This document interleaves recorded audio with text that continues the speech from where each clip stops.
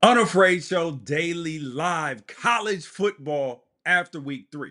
So there's a lot because contenders and pretenders have revealed themselves, and we got to talk about which one is which because it is very, very obvious at this point in time.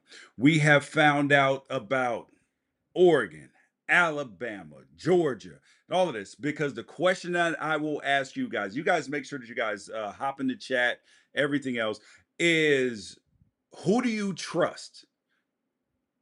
Which college football team do you trust that is going to show up every single weekend and be great? Not even be good. Which ones do you qualify as being great? That no matter who the opponent, they are going to show up and dominate.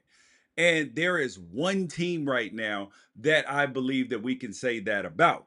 And we also have to talk about the SEC today because the SEC is getting a lot of credit. So many teams inside of the top 10, but it seems like outside of that, that the SEC is losing a little bit of its luster. So we got to talk about that. And as fans, because this is the season that I thought that this would be. I told you guys this was going to be the new norm season. That's what we're going to call it, the new norm season. Because this is the season that fans are not going to get the results that they expect week after week. Because there used to be times where, Miami goes to go play somebody and it is a guaranteed blowout. Where Oregon plays Idaho, they're going to win by 50. Alabama plays, South Florida, and it's a blowout at halftime instead of them squeaking out at the very end and exploding in the fourth quarter. Or Oklahoma destroying Houston instead of it being a 4-point game.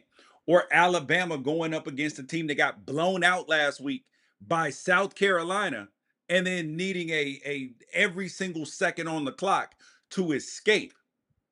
So those are the things that we're not used to. And this is why I say this is a new norm season because we are getting something that we have not seen.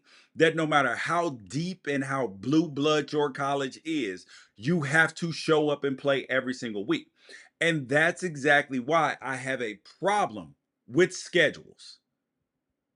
And some of this reared its head in week 3, but when we have, Ole Miss, who has not played one single competitive game yet. Well, the Wake Forest game this week counts because it was a Power Four team, but prior to that, no. You have Ohio State, who's played a grand total of nobody. You have the SEC teams, which are playing only 8 conference games, and then the majority of them are playing 3 free wins against like Mercer, Murray State, and some of these teams, even going into November. So we need to readjust our mindset as college football fans, right? Because if we are fans of college football and we love college football like we say we love college football, why on earth would we accept? Why would we accept this? Why would we accept,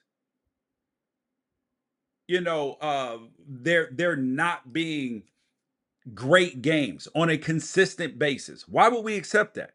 But instead, our mentality as fans has been, and this is where we got to shift.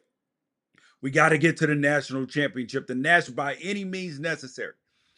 There are only 12 college football games. That's it. 12 during the regular season. So why should we waste very many of them? 3 of them? Come on, man. That's a whole nother conversation. You guys, there's a nice video on Unafraid Show about the SEC and poor scheduling, not just surrounding the SEC, because yes, the SEC gets a lot of credit for that, and I bang on them a lot for it, but it's Ohio State this year, Michigan last year. But poor non-conference scheduling. I absolutely hate it.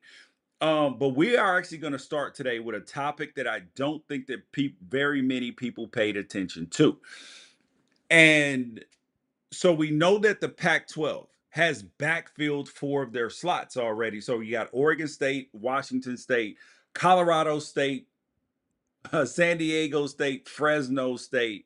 They're all going to be joining the conference. So they have 6 teams that are joining. And the biggest question is okay, is Okay, how does this work? Because they still need two more teams. And yes, there's the Tulsa and the Memphis conversation. But check this out. Or Tulane in Memphis or UTSA in Memphis, whoever it is. Think about this part of the conversation because we had Ole Miss play Wake Forest. Ole Miss beat Wake Forest 40-6. And then the report came out. This is the most important thing. Nobody paid attention to this. Ole Miss 40, Wake Forest 6. Then after the game, Lane Kiffin talks about that their athletic director had called and said that they were canceling next year's game. That Wake Forest was going to pay $1.6 million to not play Ole Miss next year. So you're like, okay, it was a 40-6 win. This isn't like an FCS playing, an SEC team. This isn't that. So why would they cancel the game? Okay. Well, the Pac-12 is already backfilling. Florida State, Clemson, and everybody else is already preparing to get out of the ACC some kind of way. So, what I believe that we could be looking at is Wake Forest positioning itself for the ACC breaking up and them not wanting the schedule to look like that because it's not going to work for some reason. Because why would you cancel a game next year, right before this game, right after the Pac 12 announces that it's backfilling with four teams already, and we know that they are looking to do more. Now, these things don't happen in a vacuum. So watch the ACC over the next couple weeks, couple months about a breakup coming. Like that now it feels imminent. So this 40-6 Wake Forest game, that Ole Miss game, that people are like, oh, okay. No, that had a deeper meaning because of the post-game press conference. But let's talk about Ole Miss for a second. This is the first time that they've played somebody with that was even semi-competitive. And Jackson Dart went out there, threw for another 377 yards, two touchdowns, and a pick. Ole Miss ran for 272 yards on 45 carries as well, and another three touchdowns. So this Ole Miss team, we still do not know who they are. We know that they're better than Wake Forest, but Wake Forest is 1-2 now, and they're not a very good football team.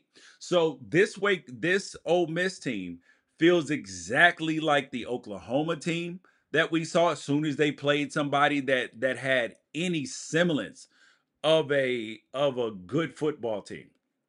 This team, we saw the same thing with other teams as well.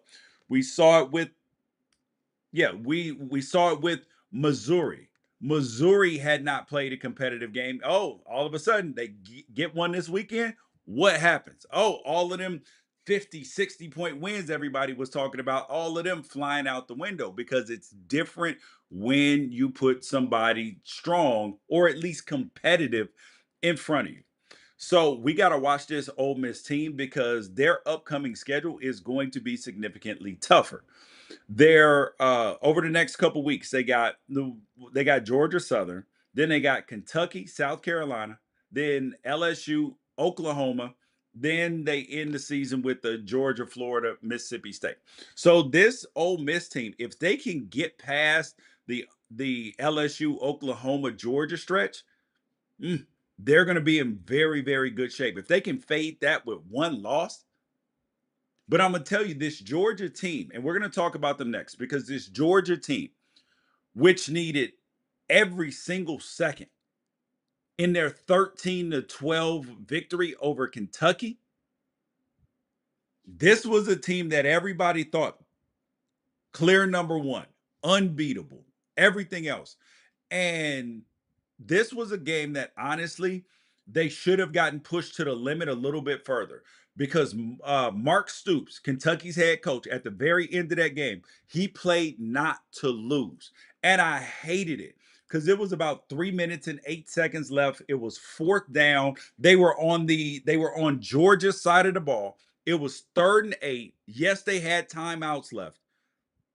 But why but it's not like they had just been free flowing up and down the field all game. You got a chance to knock down the king, and instead what you do is you punt the ball and you're like, "Hey, now all of a sudden we're going to be a different team." Now, granted, you had stopped Georgia all game for the most part, aside from when you turned the ball over and you gave them a touchdown. So it's 13-12. All you need is a field goal to win. Mark Stoops, do not play to lose. Do not play to not lose the game. Go for it there on fourth down. No risk it, no biscuit. That was your opportunity. If somebody had, I guarantee you, Mark Stoops is looking at this moment after the game and was like, damn, we should have went for it on fourth down. Of course you should have went for it on fourth down. How can you expect? It's like in boxing. When you try to beat the champ on points, no man, you gotta cripple the champ. You gotta knock him down, knock him out. And when you get that opportunity, you gotta take it. Now, if somebody had told Mark Stoops prior to the game that Georgia that they would be down to Georgia 13-12, have the ball on Georgia's 40 some yard line, fourth and 8. Would he, with 3 minutes and 8 seconds left, would he take it? He would have said 100% sign me up in that situation. And in that moment, he would have said, if they had asked him, what are you going to do? Are you going to go for it or are you going to punt the ball? He would tell you in that moment, go for it. Go for it. You got to go for it. But this is the problem with conservative play. And you have guys like Dan Campbell for the Lions or Dan Lanning for Oregon. They get criticized sometimes for the aggressive play. But the reality is, if you want to be great, you got to be aggressive. Look at even Georgia and when they played Alabama in the national championship, onside kicks popping. Why do you think it is? Because you have to be aggressive. And passivity, especially against a team that is better than you, on in terms of talent wise, is always going to result in losses. So Kentucky, good hard fight, but no, I'm sorry, that was not it. But this is the game that we expected Georgia to roll after Kentucky got rolled up um by South Carolina last week. But the biggest question about this is okay, was this a Mark Stoops just has Georgia's number thing? Because they've held them to their lowest point totals over the last couple seasons. So is it a Mark Stoops and his defense sort of thing, or is this a sign that Georgia is vulnerable this year? That's the question. Because Carson Beck and this offense are not what they were last year with Brock Bowers. They're just not. Carson Beck was 15 for 24 for a buck 60, no touchdowns, no picks. And to be honest, they didn't run the ball all that great either. 30 carries for 102 yards, while Kentucky then ran the ball on Georgia 45 times for 170 yards. That against the Georgia defense is always going to be impressive for 3.8 yards a carry. And their backs were at 4.5 and 4.8. Come on, man. What are we doing here? So I will tell you that this Georgia team, obviously, they are a national championship contender. They're a playoff contender. They are everything else in between. But this is not a team that cannot be beat. This is not 2 years ago. Hell, this isn't even last year that we're talking about this Georgia team. And they got a stretch coming up. They got Alabama in 2 weeks because they have a bye week this week. Then they go play Auburn. They should roll Auburn, but Auburn's going to step up and be aggressive in that game, and they're changing quarterbacks and everything. So we got to watch that. They're going to dog walk Mississippi State, but then here comes Texas. They got Ole Miss and Tennessee still on this schedule, and Georgia Tech. And Georgia Tech at the last game of the season is the exact kind of game with the way Georgia plays, with not a ton of explosive plays. That's one you got to watch there too. So I want to see what's up with this Georgia team because whether they respond in 2 weeks when they play against Alabama, because there is a chance that Alabama could roll in that game because Jalen Milrow is a problem. And we're going to move on to him next because they beat Wisconsin 42-10. And this is a game that was completely over in the beginning of the game when Tyler Van Dyke got hurt. I believe that if Tyler Van Dyke does not get hurt in this Alabama uh, Wisconsin game, this game is significantly closer because Braden Locke, who came in for Tyler Van Dyke, he missed about three wide open guys that probably would have been touchdowns. And then they have way more three and outs than they probably would have had because this Alabama defense is cool, but they're not elite. This is not one of those units that you're not going to be able to move the ball against. In fact, Wisconsin, without even a good passing game, was able to run the football against them. So if you know that this team can't pass the ball at a high level and they're still able to move the ball and run the ball against you, that is a sign that you're going to have to watch for this Alabama team when they get somebody who is balanced and competent. So that's where that Georgia game could get very, very interesting. Hmm. And this Alabama team, this feels like that they're trying to win Jalen Milroe the Heisman Trophy right now. Oh, they are leaning on him so much. He's their leading rusher in terms of carries. Obviously, Jam Miller had a big game last game, but carries, he had 14 carries in this game, 75 yards, two touchdowns, and then obviously he's throwing the ball as well. So the biggest question there that we're having to look at is the usage and the workload of Jalen Milroe in terms of his legs. Because he's not just like because he's getting tackled. Like some of these are run out of bounds, but he's getting tackled. And any sort of nick, hamstring, quad, a bruise, anything is going to completely change this Alabama team. And you have Kalen DeBoer, who had Michael Penix working pretty much exclusively from the pocket last year. And now he's adapted to Jalen Milroe. So give Kalen DeBoer, first of all, a ton of credit because instead of sticking with the same thing that he did and being like, I got to find a player to fit my system. Nah, he's like, I got to figure out how to adapt to Jalen Milroe's game. So this tells you that Jalen Milroe is not a drop back passer because he's going to Kalen DeBoer is playing to his strengths. So watch this Alabama team because I am a little bit nervous on how reliant that they are on Jalen Milroe exclusively when it comes in their run game, when it comes to them being a national championship caliber team. And one of the biggest things that obviously in this new norm season that we're paying attention to is not just how much how good teams are. But because we are right now in a space, the only team, and I repeat, the only team in college football right now that I can honestly say that I trust fully is Texas. That's it. That's it. Because Texas has gone, they went to the big house, rolled up Michigan. Is Michigan that great this year? No, their defense is really good. Huge questions at quarterback, which we'll talk about in a little bit. But I am looking at this that they are the team that you're like, oh my God. But George, what about Ohio State?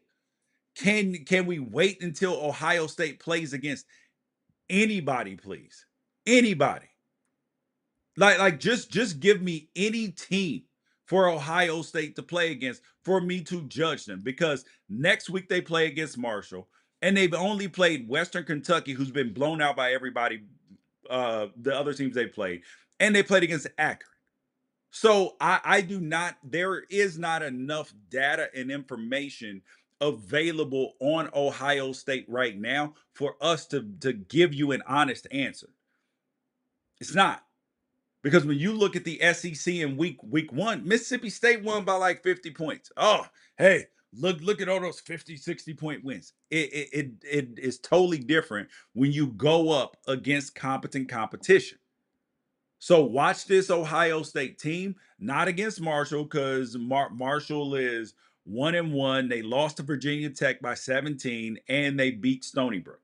So this still won't tell us about anything about Ohio State. Is Ohio State talented? 100%. There is no doubt. Their recruiting rankings say so.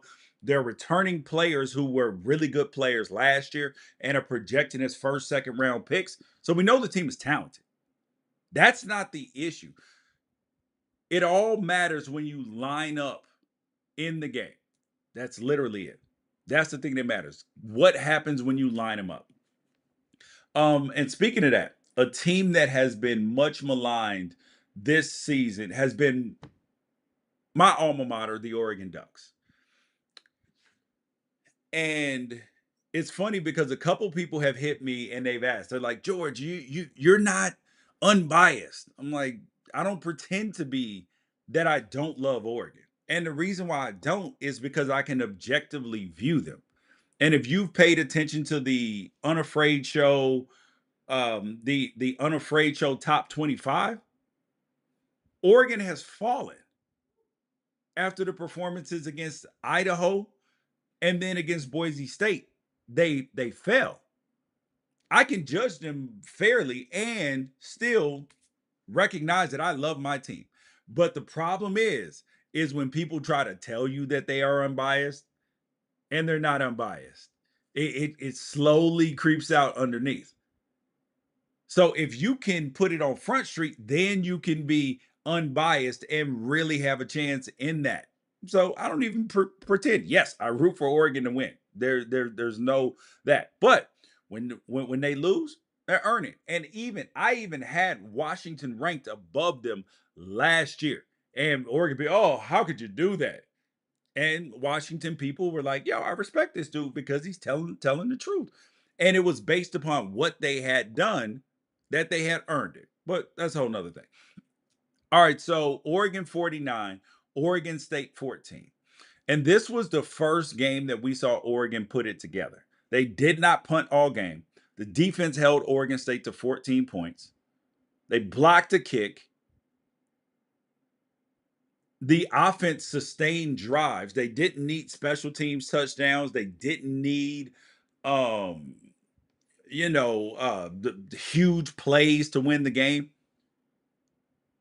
And this was the first time that their offensive line, with getting Marcus Harper back and Poncho back at center, this was the first time that this team looked like we expected them to look. People were getting moved off the ball. The running backs were sometimes getting 3, 4, 5 yards down the field before even getting touched. They looked bigger, stronger, faster. And that's exactly what you expected out of this Oregon Ducks team. So, do I believe that a switch came on or something was flipped?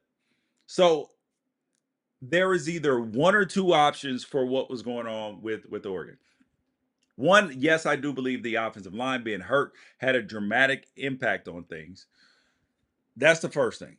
The second thing is, I do believe that their offensive coordinator, Will Stein, was being extremely vanilla with what they were doing because of the offensive line being inexperienced, them having to walk on at one point in time at center, a former walk on, everything. So there was some vanilla-ness going on with this team, but they still expected to perform better than they did. Now, there is one area that I do believe Oregon has to be better at, and that is tackling. Because there have been too many times in the first three games where they've had somebody literally hit in the backfield, and then there's extra yards, and then hit in the backfield, end up with like a 4-yard gain. And some of it is guys slamming into each other, knocking the other guy off, but no, guys have to get on the ground. And so we're going to see after a week off and then getting, UCLA, Michigan State to see how this team does. So book it, pay attention to it, and we will see what's going on. But yes, Oregon is I'm waiting on the graphic for the top 25, and that'll be out tomorrow on Unafraid Show. But yes, in case you were wondering, the Oregon Ducks are back up higher in the poll because I do believe that we're seeing who they are for the first time. But now I have to Here, I gotta be excited, people. I gotta take a little bit of credit here. I am because I am happy. Notre Dame is not dead. And the reason why I'm happy because we all in life, we all want to be right on some level. I have Notre Dame making the top 12 in the college football playoff. And after they lost to NIU, they came back and played Purdue, who's a more talented team than NIU. And not only, and remember, this offense had struggled. This Notre Dame offense had struggled against Texas A&M, and then they struggled against NIU. And NIU's head coach, in an interview this week, did something that I did not like. I didn't like the look of it, but I get it because Marcus Freeman asked him, "Yo, what were you got? Like, what are we giving away?" Because I don't understand. Because you got to remember, Marcus Freeman is a defensive guy. And he's like, how are we playing so many close games when we're more talented? This is the same conversation that Mario Cristobal has had to have, and it looks like things are going well in Miami. But we got to see them against better competition. When you have now Mario Cristobal is an offensive line guy, so physicality and all that stuff are going to be his hallmarks. Marcus Freeman, physicality, defense, all those things. So when you do that, sometimes coaches squeeze the offensive coordinator and the ingenuity so much because they're like, that's risky. That's not the physicality we want. This and that. And the offensive coordinator just has to be able to cook sometimes. So against this Purdue team, this Notre Dame team, 66-7. And you know where they did it? They lined up and they ran them over to the tune of 364 yards. There was some more creativity. Now, Riley Leonard was only 11 for 16 passing. And then the other kids came in as well, but they threw for 216 yards and 2 touchdowns. But my biggest question is about this Notre Dame team. Huge bounce back win. But as they get Miami of Ohio coming up next weekend, and then Louisville coming after that, I need to see Riley Leonard before I go back to believing in this Notre Dame team, even though that this was a huge comeback for them. Until I go to, I will not be believing in this team until they show up offensively in the pass game. Because this team right now cannot be trusted in the pass game. They can't. So until Notre Dame can be trusted in the pass game, I will not believe that this is a playoff team or a championship team at all. At all. Um okay, so and I'll take your questions you guys here too. So William Jasper asked, who's the more disappointing team? Florida or Kansas? Because Florida lost this weekend again, and then you had Kansas, they absolutely got boat race this weekend. I was shocked. Well, no, sorry. They didn't get boat race. They lost to UNLV 23-20.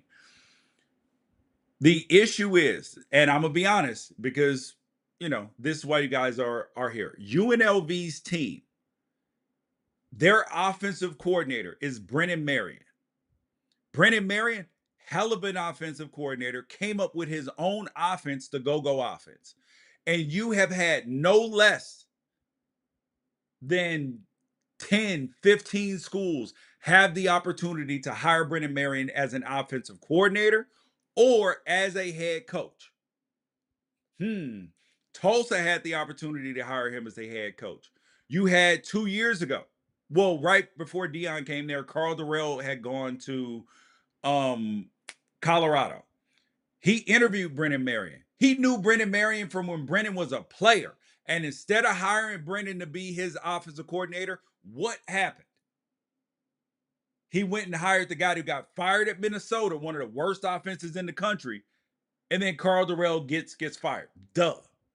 You got to put good offense out. And that speaks to Kansas because Kansas's offensive coordinator now is Baylor's old offensive coordinator. So this gives me pause because Jalen Daniels, who had been a really good quarterback for a bunch of years for Kansas. He does not look good right now. And what is the biggest change?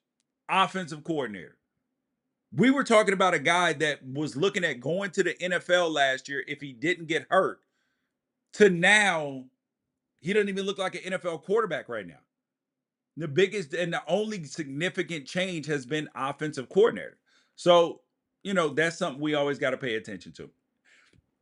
And you guys make sure you guys keep it up in the chat. We appreciate you guys on here. Um yeah. So yeah, we already talked about the SEC being overrated and this and that. And it's not that the SEC is just overrated. This is an overvaluing of the conference because of Georgia and Alabama of what they've done. And then the records. Oh, 10 wins. Well, you got extra free ones, but we'll talk about that later. I do want to talk about Michigan. The Michigan Wolverines, because they beat Arkansas State 28-18.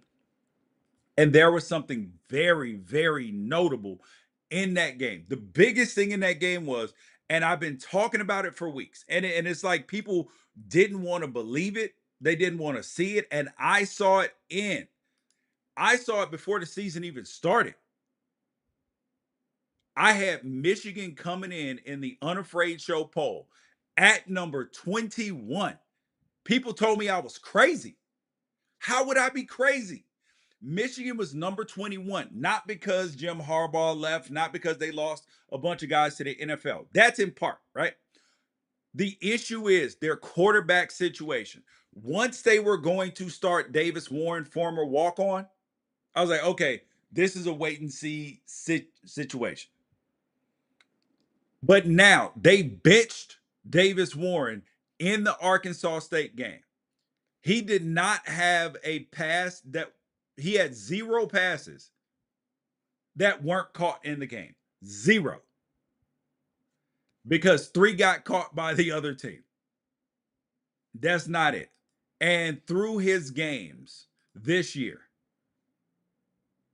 you have Davis Warren. So I want to make sure I'm very accurate because he was 11 for 14 for 122, zero touchdowns, three picks. And on the season, he has two touchdowns and six interceptions in three games. Now, mind you, they played against Arkansas State, against Texas, and against Fresno State.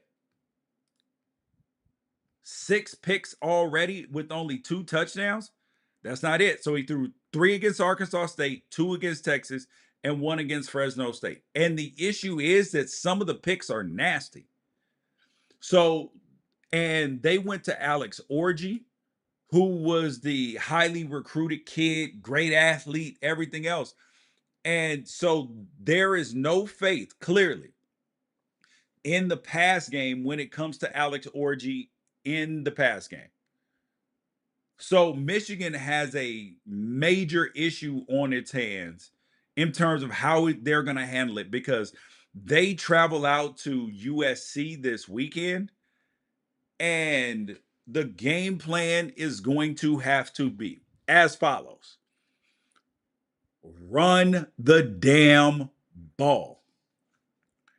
Run the damn ball. Now they rushed the ball 44 times for 300 yards against Arkansas State, but that's what they're going to have to do to USC because this is one of those score 21 points, 24 points and you win sort of deals. If you are if you're USC, if USC can get to 24 points, they're going to likely win this football game. So Michigan has to shorten the football game. Now, mind you, there is no correlation between time and possession and wins and losses. So that's actually a myth in football that people told you guys for a very long time. There's no correlation between time of possession and wins and losses. However, there is a correlation between if you can sustain drives and have time of possession and score, like long time of possession and scoring, gives you a better chance to win when you're in a situation where your offense is at a deficit. And Michigan's defense is really good.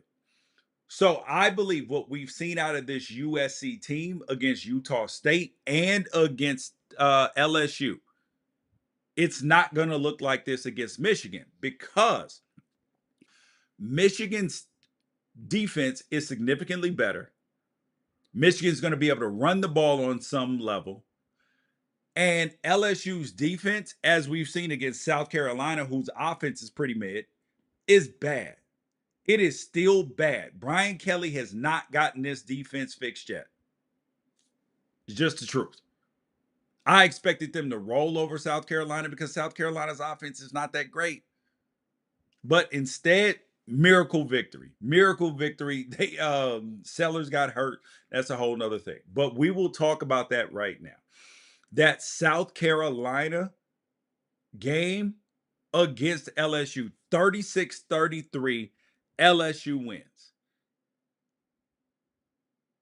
Brian Kelly was going to have to answer some very difficult questions because remember he was mad last week. He was mad as hell. We keep doing the same things. Keep it in the same positions. Well, you were in the same position this week too. So, he was going to have to answer some extremely difficult questions if they lost to South Carolina. But now he's just got to answer some tough ones.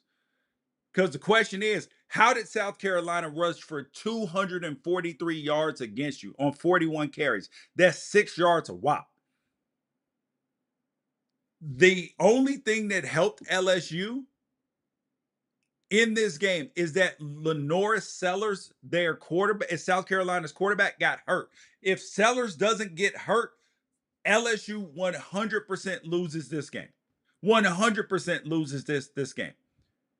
And that's even with including the two lost fumbles that ended up happening. One by Sellers and then the backup quarterback Robbie Ashford who came in the game. Because once Robbie Ashford came in the game, you saw their South Carolina's offensive coordinator refused to throw the ball unless he had to. Refused to throw it. And this is a game that LSU got so lucky because Garrett Nussmeier threw a pick six. It got run all the way damn near 100 yards back. But it got called back because of a stupid penalty. Got called all the way back because one of their defensive linemen hit Garrett Nussmeier and they called it an illegal shot on the quarterback. It was 100% stupid. It was unnecessary and it should have been called. But that would have put South Carolina up 11 points, I believe, with like 5 minutes to go in the game. What are we talking about here? Game time. That would have been absolute game time. But instead, South Carolina found a way to snatch defeat from the jaws of victory. And Garrett Nussmeier, who we have looked at this season at the USC game, and I was impressed. I was like, oh, wow. I think we're going to be saying, I think I tweeted out that we're going to be saying that name a lot. I better learn how to spell it right. In this game, once the game got very close, he made some mistakes, just like he did in the USC game. Now, did he play well overall in the USC game? Yes. But quarterbacks and teams are judged on not what you, even though one play doesn't ever lose a game, you're judged on how you're able to close those moments out. And LSU's defense can't close it out. Their offense has not been able to close it out either. Because that pick six would have been a burrito. It would have been wrapped up. Game would have been over. And Brian Kelly would have been sitting up there without his accent again at the podium trying to explain to everybody how the hell this happened. I'm just saying. The next game that we have to talk about is what the hell is going on.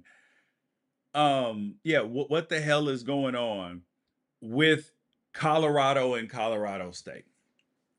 Now, Deion Sanders has been a lightning rod, right? A lightning rod that everybody has some magical take about him, whether he's coming back next season or not. It's his sons and everything else. And I want to explain something to people because there was a lot of talk about Shador Sanders not shaking the hand the the other quarterback for Colorado State, Braden Fowler Nicolosi. There was a lot of talk. Oh, he didn't shake his hand. First thing is, I don't like that by Shador. But our NFL team's gonna care about that? No. This was a lot of shit talking all week by Nkosi and by Torrey Horton, who was actually hurt. He wasn't even fully healthy. And they were talking all this trash about all of this. And honestly, Braden Fowler said that somebody offered him $600,000 in NIL, but he decided to stay at Colorado State for free. Son, it's a bad decision. I'm just saying. And maybe he's happy there. He's like, well, you go make your money after you get out of college. Not if you go not going to the NFL, you don't. And $600,000 for me, for everybody listening to this understands how hard $600,000 is to make. So you staying at Colorado State and then coming out and playing like this 22 for 39, 209, zero touchdowns, two picks, it's not a good decision. But even the bigger I knew so I took Colorado State plus 7.5 in this game. Bad move. As it got closer and closer during the week, because I put the picks out on Wednesday. But then on Thursday and Friday, I wanted out of this game. I wanted it out, but I had already put the video out. So then I was confused. So I want to know, and you guys can put it in the chat. Let me know what you think, because my question is so if I put out the picks earlier in the week, and then there's a new piece of information that comes up that I should change my pick, do you guys want me to do it? Or should whatever's in the video stand? Because I'll put it in, if so, I can put it in the description. I can put it wherever else. Where should I put it? Because as the week grew on and on, I did not in any way, shape, form, or fashion think that Colorado State was going to be able to win this game. There was too much drawing, man. There was too much talking. Like they literally fell into Colorado's game. And every time Colorado gets to yapping and yapping and yapping, what happened? They get their ass smacked up. And that's exactly what happened to Colorado State. Like they became something that is not even them. And the two players, Horton and Nicolosi, those are the two main players talking all week. What are you doing? Go out there and play some football, man. And granted, I am not a person who doesn't like people that trash talk and all that. I'm actually in on trash talking, but we got to understand who you are and stick to your game. We got some more questions for you guys. Yes, there's no correlation between time of possession and winning and losing. Points per game is different. Uh, yes, there is on some level, and yeah. So so question here. Speaking of quarterbacks, how worried should Utah fans be if um if their quarterback Cam Rising, if he does not return this week? They should be majorly worried. Their fans should be majorly worried if he is not back, because this week is going to put you to the test. It's going to put you to the test against Oklahoma State. And we're going to talk about that in a few minutes. But I also want to hear and let you guys know what is going on, because I have to give you my best teams of the week and my worst teams of the week. So every week we put together 5 teams. that have the best performances that week in college football, and then 5 teams that have the worst performances that week in college football. And this week, the best 5 performances in college football were the Oregon Ducks 49-14 over Oregon State. Feel like we learned who the Ducks really are, or at least are capable of being. And then we're going to find out against UCLA and when they play Michigan State if this is real and if they've turned a corner or if this was just an aberration. The next team, Alabama, who beat Wisconsin this weekend. I thought that they were dominant. Love Jalen Milroe this week. I mean, he put the team on his shoulders, ran all over the place. Love that. Notre Dame in their 66-7 win over Purdue. Fantastic. Washington State. Now, this is a game that most other college football shows are not going to talk to you about. Their win over Washington, because Washington has out recruited. They have been able to dominate this game recently. And now that this game was played in the daylight, in the sunshine, in September, instead of being played in November, when Washington State's air raid offense, which is what they had been running, was a was it's difficult, especially when it's snowing outside or it's raining or it's windy or it's cold or anything like that. Now they got a chance to show it. And big ups to Washington State. Huge win. Huge win for Washington State. That's something that worth monitoring because Jed Fish left Arizona, took some players up to Washington, and I tried to tell everybody it's going to take a couple years for them to build it up there at Arizona. I'm sorry, up there at Washington. It's going to take a couple years, but Washington State deserves credit. I also want to give for the best team of the week, Kansas State. And you might be saying, George, oh, that's obvious. They beat Arizona 31-7. Great week. Slow down. Kansas State is, even though they had a Big 12 win, I'm still not sure about this team. But remember, we rank based upon what you put out on the field and what you've done. That because our top 25 is based upon, and the way we grade and rank teams when we put them into our model is quality wins, schedule played, and dominance. And they dominated Arizona despite at times, I'm like, I don't know. I don't know. And this is a team that is going to be judged against Ohio State all year because of the quarterback situation. Kansas State pushed Will Howard out essentially because they wanted Avery Johnson to play. And he has not looked like even Will Howard did last year, even though that he's clearly young. So that's a situation that's worth monitoring. Now, the worst performances of the week were by Colorado State. All that talking, very little playing, big mistake.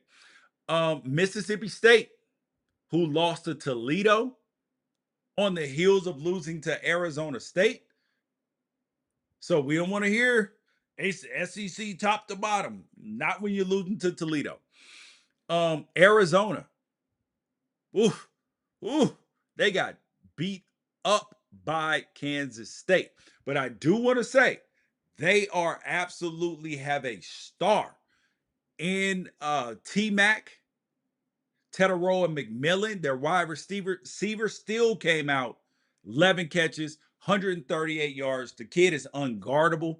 Can't wait to see him play on Sundays. But now we got to talk about the Florida Gators.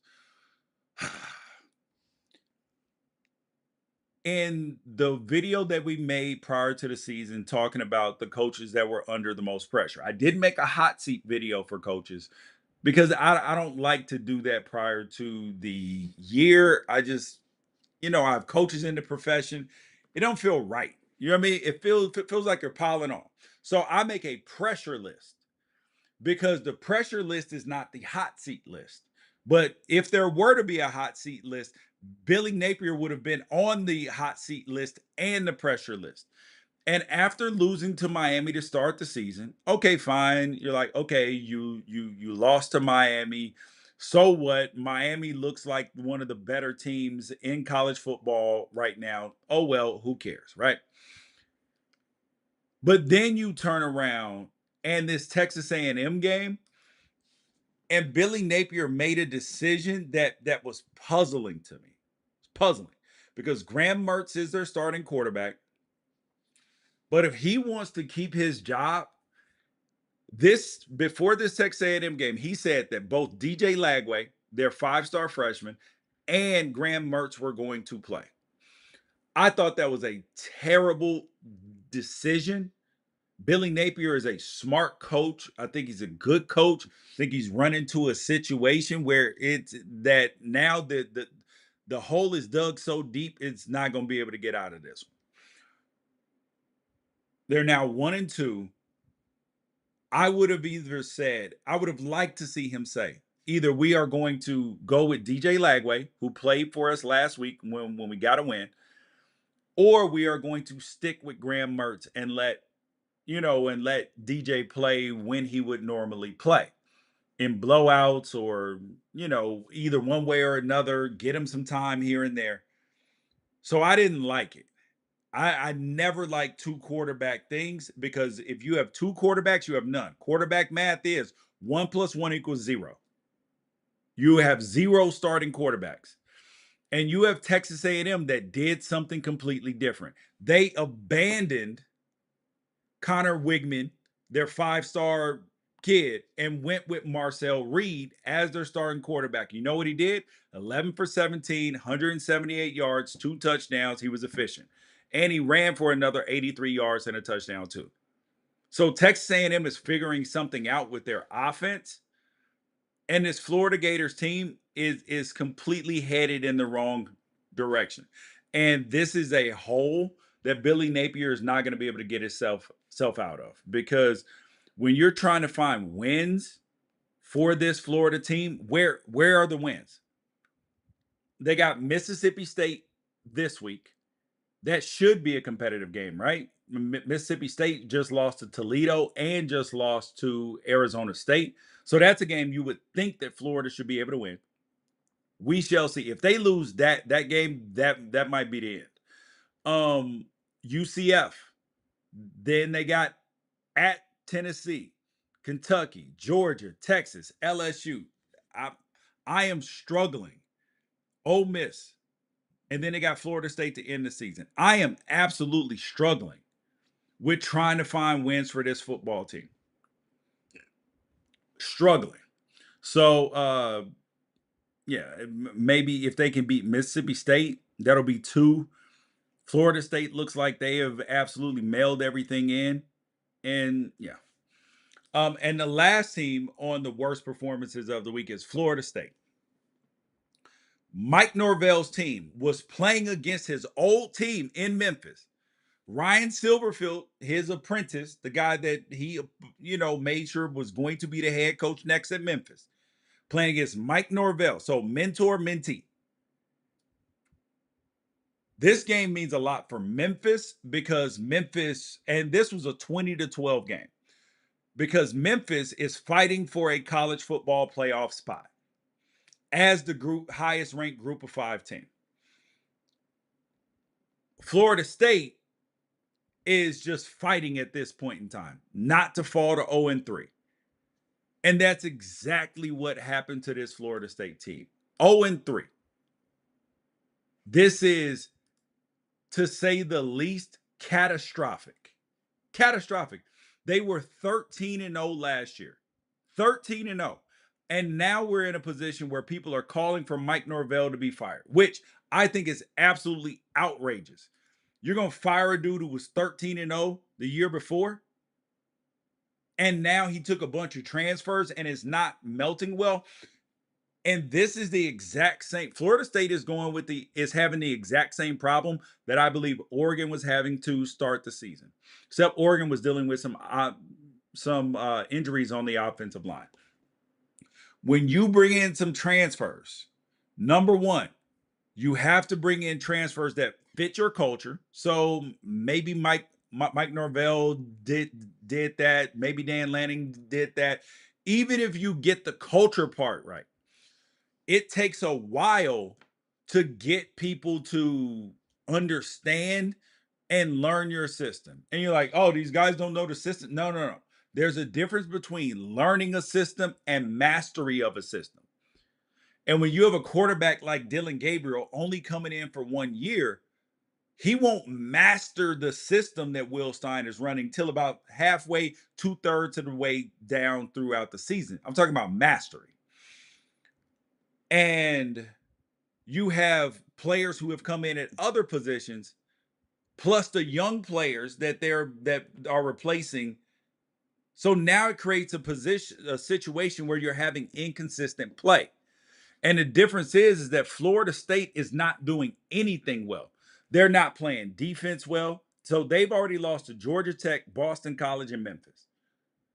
In all of those games, the highest they scored 21 points against Georgia Tech over there in Dublin. They scored 13 against Boston College, and then they scored 12 against Memphis. They have an offense problem. Their defense is not even just giving it up too bad. 28 24, 28, and 20. So let's blame DJ Uiagalelei. It's his fault. He sucks. He's terrible. Oh, he's a bum. All this thing. No, that's not it. Because we've seen him play competent football at Clemson. We've seen him play competent football at Oregon State. And has he been perfect? No, he's the same guy he was. He misses some throws, but then when he does hit people in the hands, what do Florida State wide receivers do? Drop the ball, fumble the ball, something. So this is not just a DJ problem. This is an entire Florida State problem as a team. Because when I watched this game, I could not find a single thing, and I'm not bit this is no hyperbole, nothing like that.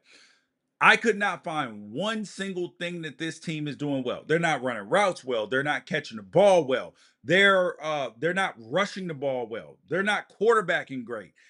They're not protecting the football well. They're literally not doing anything well. That's why they're not winning football games. That's why they're not. Now, on defense, when you have 9 tackles for loss, that's something that you can point at that you did well. But then you gave up 12. So this is the issue. This Florida State team and changing quarterbacks to the true freshman is not going to be a magic pill that fixes everything. It's just not.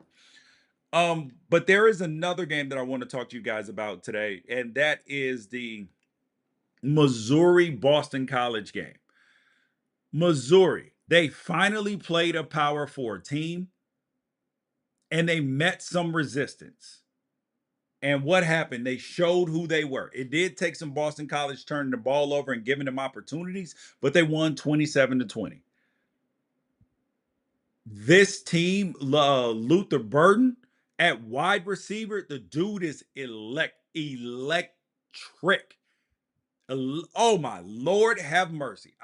This is an NFL guy. If you want to know what an NFL wide receiver looks like, that's him. Great routes, catches tough catches, makes plays with the ball in his hands. All 3 of those things. That's how you find a good wide receiver. And when you add their quarterback Brady Cook, who's tough, he's veteran, he's experienced, with Theo Weiss and Mookie Cooper as well, this is something that you can be excited about if you are a Missouri fan. And here's a secret. Missouri can't beat anybody in the SEC. Missouri can beat anybody in the SEC. Now, can they beat them week in and week out every time? That's different. But if you line them up against anybody, they can win that football game. I believe that altogether. So we are going to, pay attention to that, because as their schedule comes up, we got to watch it. We have to see. Let me pull up the rest of their schedule, because I want to make sure who they have upcoming. because they have already played Murray State and Buffalo. This upcoming week they got Vanderbilt, then they're off. Then they got Texas A&M, Massachusetts. Oh Lord. All right. Okay. Texas A&M should put up a fight. They're going to beat Vanderbilt, UMass. Then they got Auburn, Alabama, Oklahoma, South Carolina, Mississippi State, and Arkansas. So they won the scheduling roulette in the SEC, and this is exactly what I mean by these non-conference schedules. Because if you are Missouri, your non-conference games are Boston College, P4 team. That's a legitimate game. They clearly push you to the limit. Oh, sorry, it was 27-21. Then you got Buffalo, Murray State, and Massachusetts. Why do we need all three of those games? Why not replace the UMass game? Wouldn't fans rather see Missouri playing? You don't even have to pick one of the best teams. Florida, hell, Florida, rather than UMass. Yes, and they're going to wonder why fans aren't showing up to the game as much. Student section clears out early. They're going to wonder all of that and get mad at the students. No, put better film down, put better teams on the schedule on a consistent basis. And this is why college football needs a commissioner to force these sorts of things to happen. But I do not want to ignore Boston College because for some, like, I usually don't believe coaches when they're like, "Yeah, I'm building roots here. I want to stay here." There are three coaches that I fully believe that want to be, I mean, aside from Kirby Smart at Georgia, because he is in a there's nowhere else possible for him to go. I believe that Dan Lanning means it when he wants to stay at Oregon, at least through his kids getting out of high school. 100%. I believe Fran Brown over at Syracuse when he's like, I'm not trying to leave Syracuse. All right. And I believe Bill O'Brien at Boston College that he's trying to build something. So this Boston College team, which is clearly just beat Florida State, they just pushed Missouri to the limit. They gave up some mistakes right before halftime against Missouri. They ended up down 17-14 instead of being up like 10 points. So they blew that right before halftime, which put them in a pickle. But let's watch this Boston College team, not this season. Let's look the 2026 season. This is going to be a team that's contending for the ACC or the Pac-12, whatever conference that they're in. Because remember, told you about the Wake Forest thing, the Wake Forest Ole Miss thing. Boston College is one of them teams that might be headed out that way. So we'll see. And the last thing I want to do is look forward a little bit to next week. And we're going to talk more and more as the week goes on here on the Unafraid Show because we got some good games this week. Tennessee at Oklahoma. That's not a normal matchup. So excited about that game. Lord have mercy. We got NC State versus Clemson. And we're going to see whether NC State isn't as good as we thought they were with Grayson McCall at quarterback and Dave Dorn, the team that they've put together. And we're going to see if Clemson is able to bounce back. Georgia Tech versus Louisville. We're going to find out which team is for real out of Louisville and Georgia Tech. We got Utah, Oklahoma State. Now that game could lose a little bit of its luster depending on what happens with Cam Rising at quarterback. And then we got Nebraska, Illinois. And the reason why this Nebraska, Illinois game matters is because of the AP poll. Because you have John Wilner, guy that I like, who's been on the college football apostles before. He actually has Nebraska at 14, ranked at 14, and 7 writers have Nebraska unranked. I believe Nebraska at 14 is outrageous. Outrageous. Are they better? Yes. How much does that Colorado game resonate with me? Not very much, because I don't think that Colorado is a really good football team. But Nebraska winning that game and then them coming back this next week and getting another win. Yes, it was good, but they were playing against Northern Iowa. Dylan Raiola, 274, 2 touchdowns, and a pick, and people are trying to anoint him as the next Patrick Mahomes. And we got to slow the hell down, people. Slow down. Too much, too fast. Too much, too fast. You're setting him and everybody else up for disaster. Um, and so I am excited to see what's going to happen with those games this upcoming week. You guys, I'm George Wrighster. This is the college football show on Unafraid Show. You guys make sure that you like, subscribe, tell a friend about the show, get notifications so we can keep bringing you dope content. We're here another live stream on Tuesday at 1 to 1:30 p.m. Pacific, so 4 Eastern. You guys, if you can't get it live, make sure that you guys get it on YouTube. And the same thing on Thursday as well. So y'all, peace out. Catch y'all later.